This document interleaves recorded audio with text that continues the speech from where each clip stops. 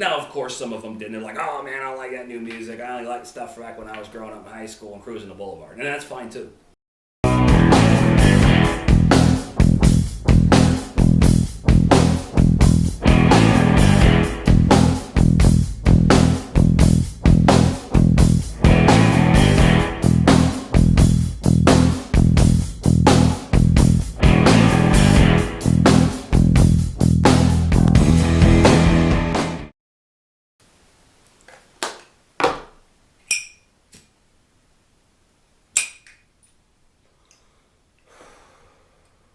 Hey, what's going on, maniacs?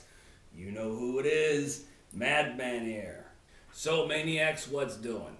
Well, I'm going to let you know what's doing with the Madman. I was thinking about some topics that I had not covered yet. And one of the questions that I get asked from time to time is what's the difference between rockabillys and greasers? So, of course, reading the title of this, greasers are not rockabillys. That's what this video is going to be about, and I'm going to share with you the difference and why we have the term rockabilly and why so many are referred to as rockabilly. And moreover, this is something I've been planning on doing eventually, and I've been thinking a lot about it. And the funny thing is, earlier in my life, as I was doing stuff and I was into the whole greaser thing, I always understood that there was a difference, but I never thought about it. I never really sat down and said, right, what is the difference and why is everybody referred to as rockabillys? And I came up to some very interesting conclusions, and I'm going to share them with you. Okay, so for those that are just tuning in now, that have not been following me forever and a day, I started out as a greaser in ninth grade. This would have been circa 2003. My original time doing the whole greaser thing was when I first started, early to mid-2000s. That was my era, so to speak. Because there's been various eras where it's kind of peaked and valleyed. So that was my introduction and my time into it. And when I started out as a greaser. Now, for those that have not seen, again, you're new to the videos, you have not seen this, you haven't seen my videos and series that I've done.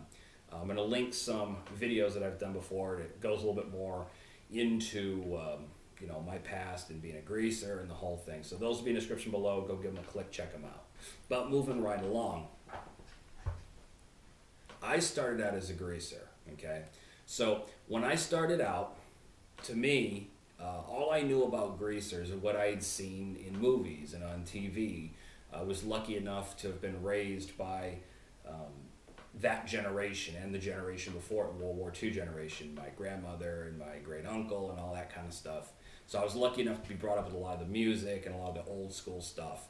And most of your greasers, a good chunk of them at least, a lot of them were brought up in households that had more of the old school stuff, either their fathers or their grandfathers, grandmothers, whatever. They were into the whole greaser thing, so they were raised with it. Now, I wasn't particularly raised with being a greaser. However, I did understand what it was, and that they were like the cool guys, the bad boys of the 1950s, and there was the cool cats with the hot rods and the motorcycles and the greasy hair and the boots and the leather jackets. So I always knew that was kind of what that was. Of course, then in high school, and I actually saw my first real living greaser in color, in real life, and I was like, shit, I want to be a part of that. But going into it, I had no idea what the fuck rockabilly was, okay? I had no idea what rockabilly was. All I knew is that greasers listened to oldies in the 1950s, 50s and 60s. The stuff that I grew up listening to, or some of the stuff I'd grown up listening to. I actually grew up listening to a lot of different things. But that's what I knew. And we called it oldies at that time. From where I'm from Long Beach, California. That's in Southern California. Big time rockabilly scene out there, at least there is now. But the greaser thing has always been around California, at least for quite a long time. Probably from the very, origins of it in the late 40s. But anyway, moving forward. with the whole thing, I had no idea what rockabilly was at all. It was oldies, rock and roll, you know. And at the time, when I got started, I mean, it was, you know, again, jeans, boots, t-shirts, leather jackets, greasy hair, and oldies. That's to me what greaser was, and that's what I was seeing, you know, around me. As I got involved and I started to learn more, I started to realize there was something called rockabilly, and it was very much a part of the whole greaser scene. So, of course, you know, and this is the time when internet was still very limited, and if you didn't quite know what you were searching for with Google, you weren't going to find a whole lot. You know, you could go ask Jeeves all you want, but if you're not typing in the right shit, you're not going to find what you're looking for. Anyway, so I started looking up rockabilly, and then I found out that rockabilly was a genre of music from the late 40s and the 1950s, early 1950s, early to mid. I then started to find out that stars like Bill Haley and Carl Perkins and Elvis Presley and Gene Vincent and a lot of these guys that I was listening to started out in rockabilly. I mean, this was like what they did originally. And of course, throughout time and looking into things, I'd found out that rockabilly is a mixture of old country hillbilly music and rhythm and blues. So at that time, I had identified that rockabilly is a genre of music. That's all rockabilly is a genre of music. Now, I'm going to be getting into why we have the rockabilly subculture and all that, kind of how that came to be. But that was through my studies years later as I've been picking things up throughout the years.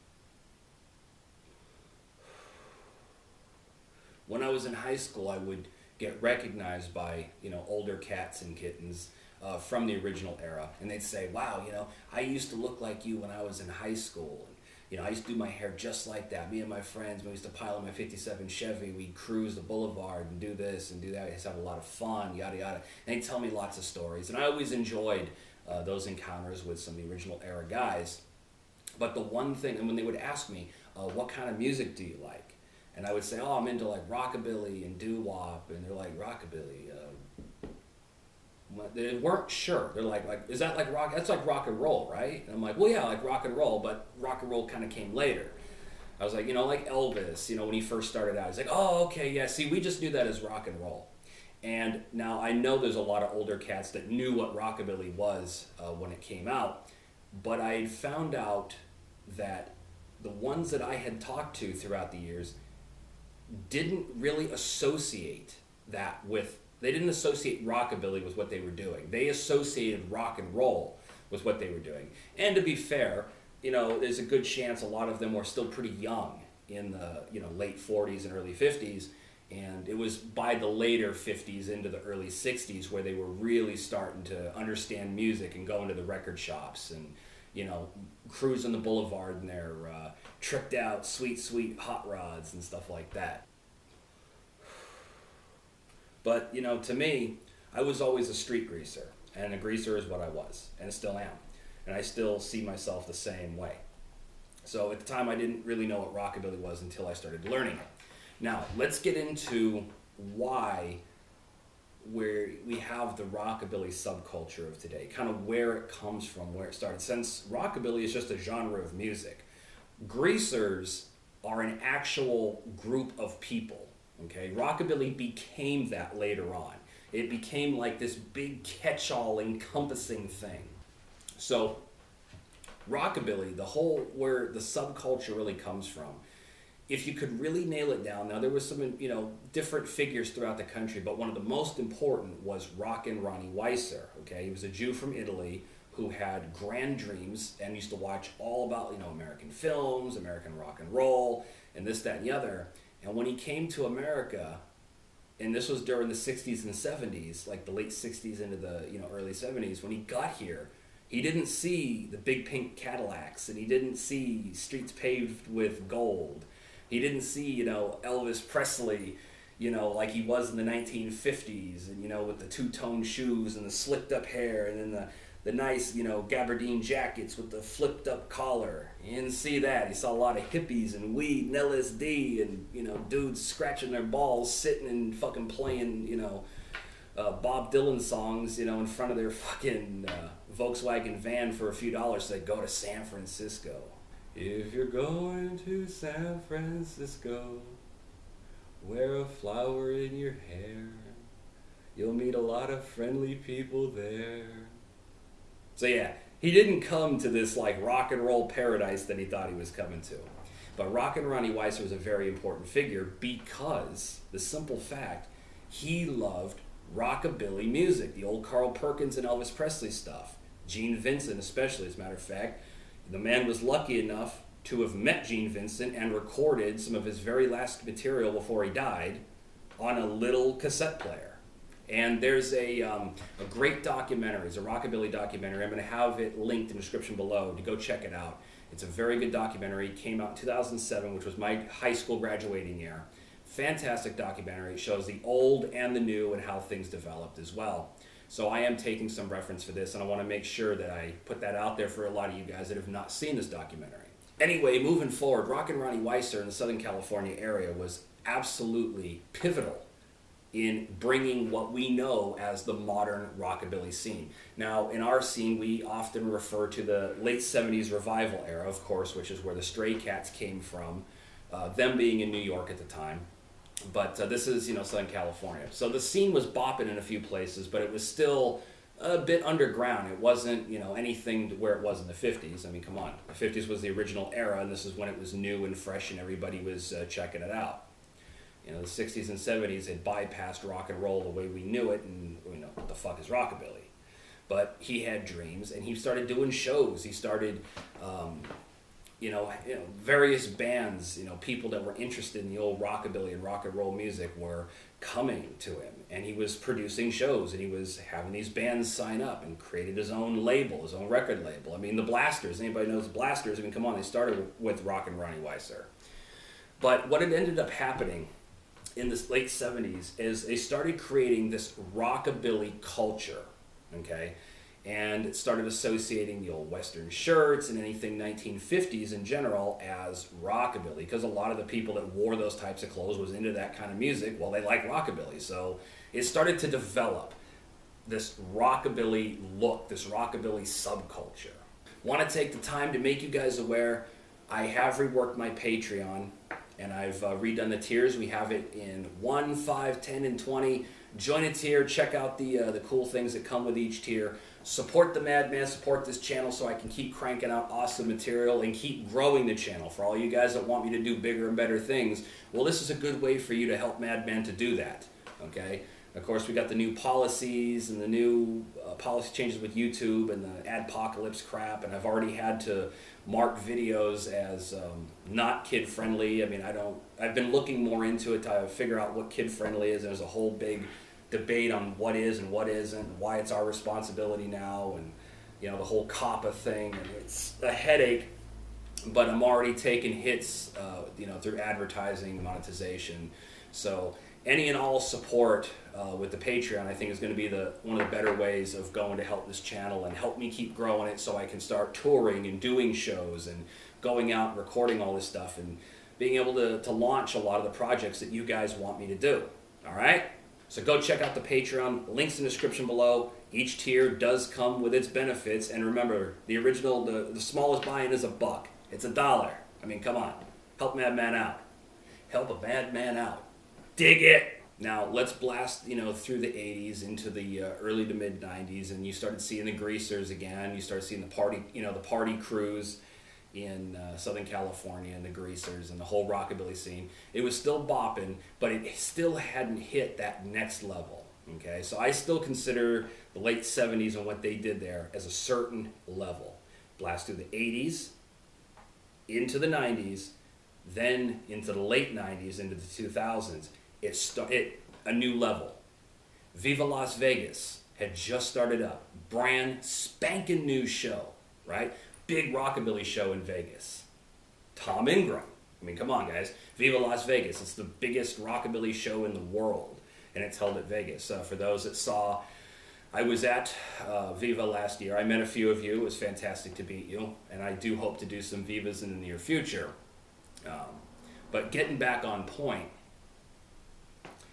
Viva Las Vegas was the new thing, and it took it to the next level. And each year, it got bigger and bigger and bigger and bigger. Okay, and this is moving into when I started on the timeline, my era. And at that time, I didn't know what the fuck Viva was. What's a Viva? I mean, I knew Elvis. Viva Las Vegas. Viva Las Vegas. Dun, dun, dun, dun, dun, dun, dun. I mean, I knew what that was. I knew it was a song, but I had no idea what the fuck Viva Las Vegas Rockabilly Weekender was. Because remember, when I first started, I didn't know what Rockabilly was. I knew what oldies was. I knew what rock and roll was. But as I developed, I started reading magazines. And of course, my fucking video has to die right in the middle of when I'm talking. So here we go. I'm going to have to do a little part 2 of meshing together. But anyway, getting back to the point. What ended up happening is you have all these different groups that are now being seen as one because of our love of rockabilly music and hot rods and cool cars and vintage 1950s stuff, of course.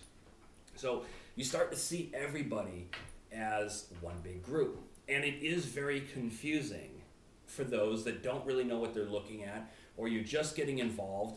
You know, you see some cat with a nice vintage Hawaiian shirt and a crew cut and some nice slacks and nice, wingtips, and you're thinking, oh, that's a greaser. No. You're seeing the cat with the really, really nice big elephant's trunk and the western tie and the drape coat. Like, oh, that must be a greaser. No, that would be a teddy boy. But just like in the 1950s, you had the same thing. You had different types of people. You had your squares. You had your bebopper, hep cap types. You had your greasers. You had your jocks. You had all different types. And of course, in the modern rockabilly era, you see a lot of the different types there because they have a love of rockabilly music. But just like, in today's regular normal culture, you have different people with different tastes, different likes, and everything from dress sense to what beer they drink, what kind of car they like, whether it's a Hyundai or a fucking Ford or a fucking Chevy, whatever. It's all preference. And you had the same thing in the 1950s. And with the modern day rockabilly scene, you go to these rockabilly shows and you see everybody there because they like rockabilly. But then on the outside, people will look at that and think it's all one thing, and it's not.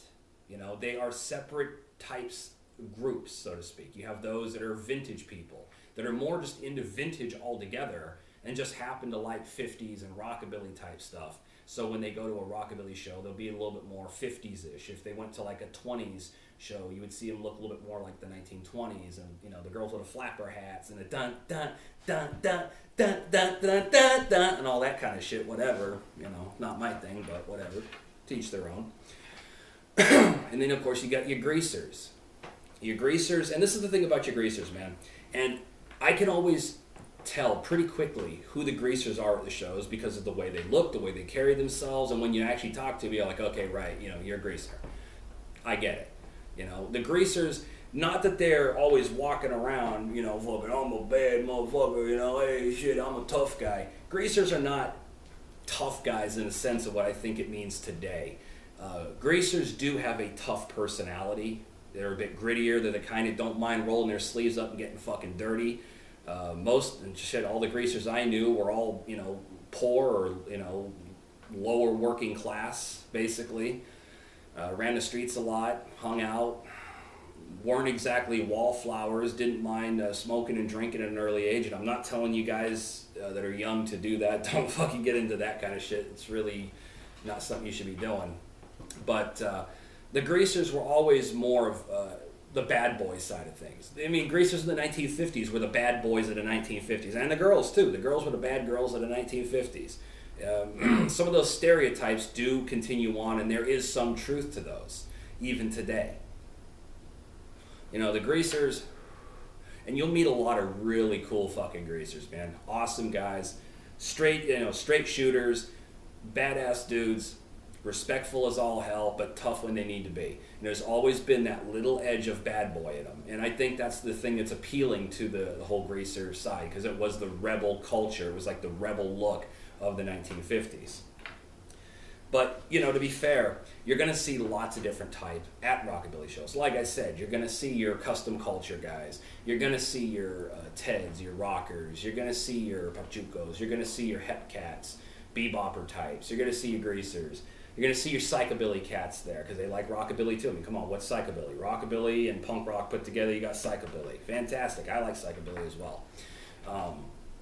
But just understand that there are differences. Now, most of the people that I've seen, in general, at the rockabilly shows, are typically like rockabilly enthusiasts. Like if you say, hey, you're a greaser? Oh no, I'm a rockabilly guy. I've seen rockabilly enthusiasts that dress like greasers, and I'm thinking like, well, you don't identify as a greaser, but you look like a greaser.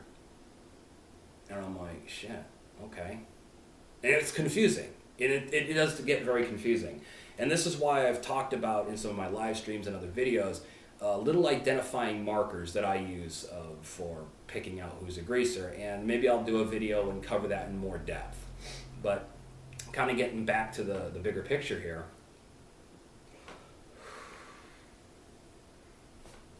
rockabilly is a style of music, and greasers, though do like rockabilly, it's not the only style of music that greasers like. Greasers like rockabilly. Greasers like rock and roll and doo-wop and fucking, you know, old school fast jazz and blues, swing, big band, okay? This is all stuff that greasers from the original era would have been listening to, either through their parents' influence with the big band era, and a lot of that big band music is really fucking cool. All the boogie woogie stuff, a lot of that came out of the big band era as well. Into your rhythm and blues, rockabilly and country, into the rock and roll.